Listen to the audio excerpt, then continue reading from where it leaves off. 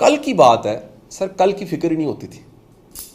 یعنی میں کل دوستوں میں بیٹھا ہوا بات کر رہا, یار مجھے یقین نہیں آتا کہ میری 17-18 سال عمر تھی, میرے والد صاحب نے مجھے ISSB جو آرمی کا ٹیسٹ ہوتا ہے اس کے لیے یار اکیلے کو ہارٹ کیسے بھیج دیا 18-17 سال کی عمر میں, یار کیسے بھی.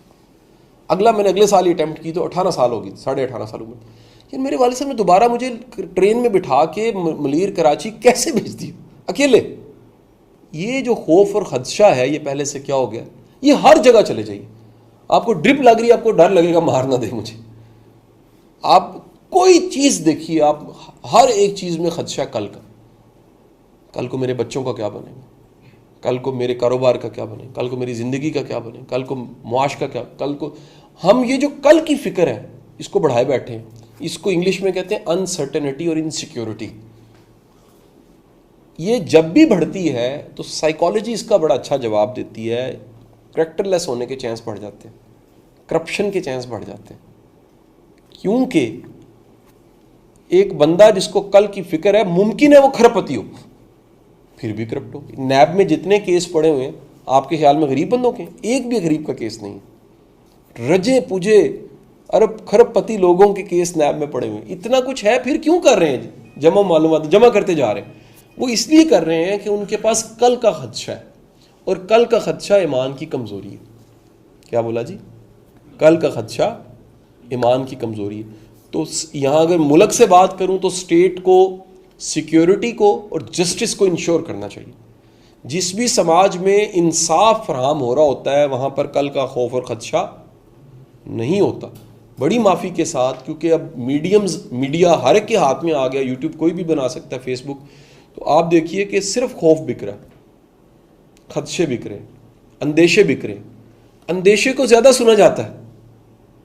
ابھی ایک ویڈیو کو بنائے, کل یہ دنیا ختم ہو جانی ہے, اس کو ملین لوگ دیکھ لیں گے. ٹھیک ہے جی, ابھی ہم یہ ویڈیو اپلوڈ کریں گے, کل خیر ہے یار. اور میں کس سے کہہ رہا ہوں کل خیر ہے, یار میرا رب پہ ایمان ہے, ہم سب کا ایمان ہونا چاہیے. اس کو 10,000 بندہ دیکھے گا تو 10 لاکھ وہ جو سنی گئی ہے کل تباہ ہو جانی ہے. اس کی وجہ لوگوں کی ریہرسل ہو گئی ہے, کانوں کی, آنکھوں کی, خوف, بدی اور شر کو دیکھنے اور سننے کی. فرد واحد کیا کرے سر, وہ توکل سیکھے. فرد واحد کیا کرے, مکمل اللہ پہ بھروسہ, کہ وہ وکیل ذات ہے یا الوکیل ہے. الوکیل کا مطلب یہ ہے کہ اپنے آپ کو سپرد کیا جا سکتا. آپ اپنے آپ کو اس پوری کائنات میں واحد رب کی ذات ہے. کبھی آپ سوچئے ماں 70 ماؤں کے ساتھ کیوں جوڑا. ماں وہ ہستی اور ذات ہے جس کے سپرد آپ ہو جاتے ہیں اس کی گود میں. تو جب آپ پورے یقین اور ایمان سے سوچتے ہیں کہ میں نے اپنے آپ کو اپنے رب کے سپرد کیا, تو کیا ہوتا ہے جی, فکروں کا گراف. پھر آپ کہتے ہیں یار میرے بچوں کے رزق کے اسباب بھی میرا رب پیدا کرے گا. آپ کے رزق کے اسباب کیسے اس نے پیدا کر دیا؟ اگر آپ اس پہ کہانی لکھیں اتنی موٹی کتاب بنے گی. اگر وہ آپ کے لیے اسباب پیدا کر سکتا ہے, یار وہ آپ لوگوں کو آپ کیسے ملے آپس میں, کبھی کہانی سوچیے. کیسے ڈاٹ سے ڈاٹ جڑتے ہیں, کیسے زندگی چلتی ہے, کیسے ایک کام آپ کا رزق بن گیا, کیسے بولنا میرا رزق بن گیا, کیسے لکھنا کسی کا رزق بن گیا. کبھی سوچا آپ نے؟ ایک لمحے کے لیے سوچیے, کوئی گٹر صاف کرتا ہے نا, اس کا رزق اللہ نے کہاں رکھا ہو. کرٹیسائز نہیں کر رہا, برا نہیں کہہ رہا, یار وہ کتنا عظیم انسان ہے, لیکن اس کا رازق رب ہے, ادھر بھی اس کا رزق فراہم ہو رہا ہے. کسی ایک چیز کے ساتھ قدرت نے رزق جوڑا. یار اگر رب رازق ہے, کل رازق تھا جو گزرا ہے, کل رازق نہیں ہوگا. جب آپ کا یقین ہے کہ وہ کل رازق ہے سر, پھر آپ جمع نہیں کرتے. پھر آپ احتیاطاً جو کفایت شعاری یا تھوڑا سا وہ کیا ورڈ ہوتا ہے, سیونگ, پازیٹیو, وہ تو انسان ہے, دنیا داری ہے یار, کو ضرورت پڑ سکتی, کسی کے کام آ سکتے ہیں. گھر بنانا ہے, موٹر, وہ تو ٹھیک ہے, درویشی کی پیک نہیں, دنیا داری ٹھیک. لیکن آپ صرف جمع ہی کرتے رہنا اور جمع کرنے کو اپنی ٹاپ پریورٹی بنا لینا, یہ جمع کرنے کو ایک ٹاسک بنا لینا, اس چکر میں نہیں آ پڑتا. تو میرا خیال ہے معاشرے میں کرپشن اسٹیٹ انشور کرے, لا انفورسمنٹ ادارے انشور کریں, جوڈیشری انشور کرے, سیاستدان ملک کے لیڈر انشور کریں. کیا جسٹس ملتا ہے؟ جب جسٹس نہیں ملتا تو سر پھر معاشرے میں یہ جو رویہ آپ دیکھ رہے ہیں کرپشن کا, یہ اسی وجہ سے. ہر بندہ کہتا ہے میں اکٹھا کر لوں.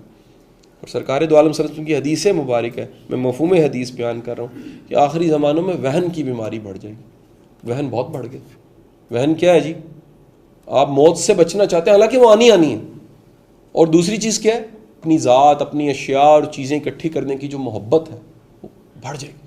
ہر بندے کی ذات میں ہی ہے، صرف میرا فائدہ، میرا نفع. اچھا دیکھیے، ایک اچھا ادارہ جو انتظام کرتا ہے وہ کوشش کرتا ہے کہ زیادہ سے زیادہ فکریں لے لی جائیں، اس سے چھین لی جائیں. اس سے آپ کا ایک جو جاب کرنے والا یا آپ کے ساتھ جڑا بندہ ہے وہ زیادہ اچھا پرفارم کرتا ہے. میں آپ کو چھوٹا سا ایک ہیومن ریسورس کا پرنسپل بتاتا ہوں جو میں خود بھی پریکٹس کرتا ہوں، گھر پہ بھی دفتر پہ بھی. آپ کے پاس وہ سارا طبقہ جو چھوٹی جاب کر رہا ہے، چھوٹی جاب تو چھوٹی نہیں ہوتی لیکن کہہ لیجئے سمجھانے کے لیے کہہ رہا ہوں، لوور ٹیئر آپ کی، جس میں کہہ لیجئے مالی ہے، جس میں چوکیدار ہے، جس میں ٹی بوائے ہے، جس میں کک ہے، جس میں صفائی ستھرائی، یہ سب چیزیں اس میں آ جاتی ہیں. آپ کوشش کیجئے کہ جو تنخواہ ہے اس کی اگر آپ طے کر لیں اس کی وہ بچت بننی چاہیے، آپ کا مسئلہ حل ہو جاتا ہے. کیسے؟